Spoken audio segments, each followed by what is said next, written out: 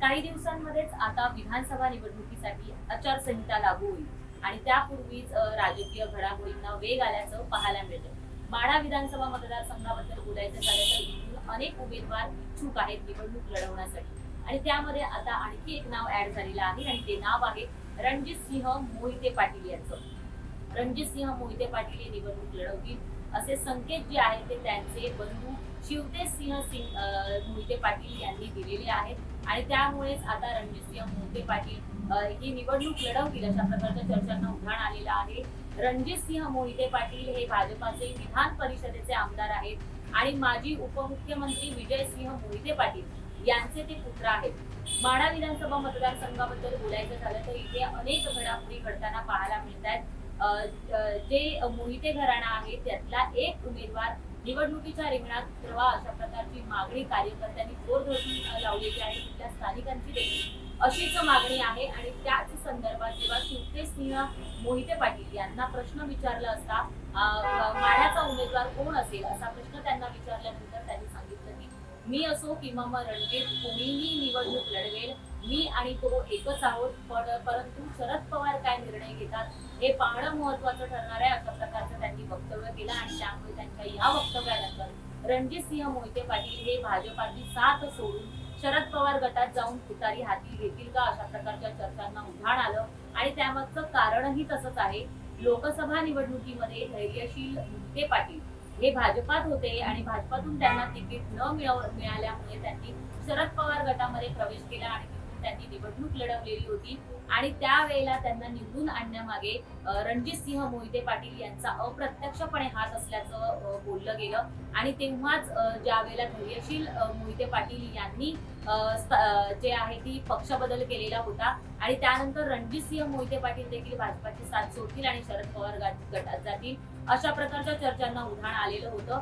आता त्यावर मात्र शिक्कामोर्तब झाल्याचं पाहायला मिळतंय कारण की रणजितसिंह मोहिते पाटील यांनी शरद पवारांच्या सभेला हजेरी लावली, ते त्यांच्या सोबत असल्याचं पाहायला मिळालं। त्यावेळेला त्यांनी एक वक्तव्यही केलं, जर का या विधानसभेसाठी तडजोड करायला लागली तर त्यासाठी सुद्धा मी तयार आहे अशा प्रकारचे स्पष्ट संकेत रणजितसिंह मोहिते पाटील यांच्याकडून देण्यात आलेले आहेत। त्यामुळे ते आता काय निर्णय घेतात हे पाहावं लागणार आहे, परंतु सध्या तरी माढा विधानसभा मतदारसंघातून अजित पवार गटाचे बबनदादा शिंदे हे विद्यमान आमदार आहेत आणि त्यांनी सुद्धा आता काही दिवसांपूर्वी शरद पवार यांची भेट घेतली आणि त्यांना एक विनंती केलेली आहे की मी राजकारणातून निवृत्त होतोय, परंतु माझा मुलगा रणजितसिंह शिंदे याला तुम्ही उमेदवारी द्या अशा प्रकारची विनंती त्यांच्याकडून करण्यात आलेली आहे आणि त्यामुळे आता माढा विधानसभा मतदारसंघामध्ये तिढा निर्माण झालेला आहे।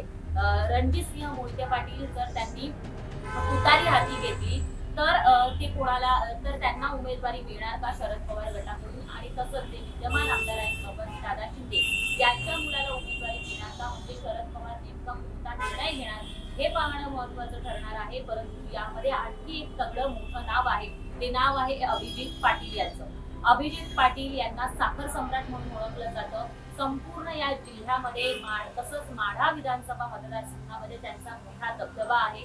त्यांचा विठ्ठल सहकारी कारखाना जो आहे तो लोकसभेपूर्वी त्याच्यावर जप्ती आणण्यात आलेली होती आणि त्यावेळेला अभिजित पाटील यांनी असा निर्णय घेतला की त्यांनी मागच्या शेवटच्या दिवसांमध्ये शरद पवार यांच्या बाजूने प्रचार थांबवून भाजपाच्या बाजूने प्रचार केलेला होता आणि त्यानंतर त्यांच्या कारखान्यावरची जप्ती उठवण्यात आली।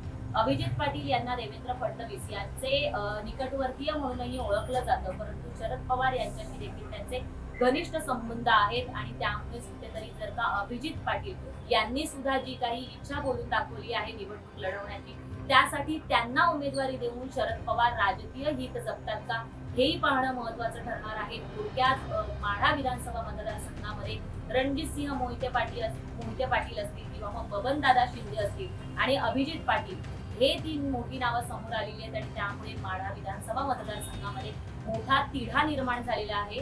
त्यामुळे शरद पवार नेमका कोणता निर्णय घेतात, कोणाला उमेदवारी देतात हे पाहणं महत्वाचं ठरणार आहे। अशाच प्रकारचे राजकीय व्हिडिओ पाहण्यासाठी माय महानगरच्या फेसबुक, ट्विटर आणि इंस्टाग्राम पेजला फॉलो करा आणि YouTube चॅनलला सबस्क्राईब करायला विसरू नका।